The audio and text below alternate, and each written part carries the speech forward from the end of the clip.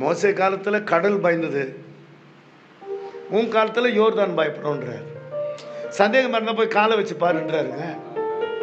200 அடி தூரத்துலேருந்து கீழே விழுது நதி, எவ்வளோ ஃபோர்ஸ் இருக்கும். காலை வச்சா இழுத்துட்டு போயிடும் யோர்தான். போய் காலை வச்சு பாருன்றாரு.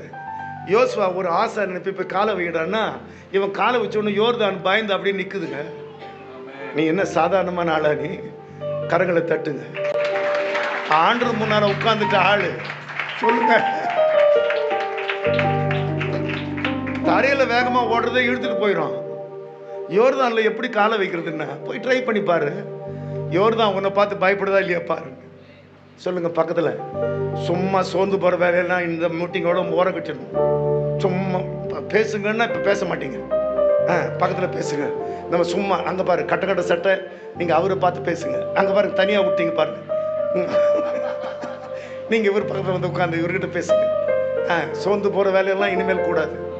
நீ உயிரோடு இருக்கும் நாளெல்லாம் ஒருவனும் உனக்கு முன்பாக எதிர்த்து நிற்பதில்லை.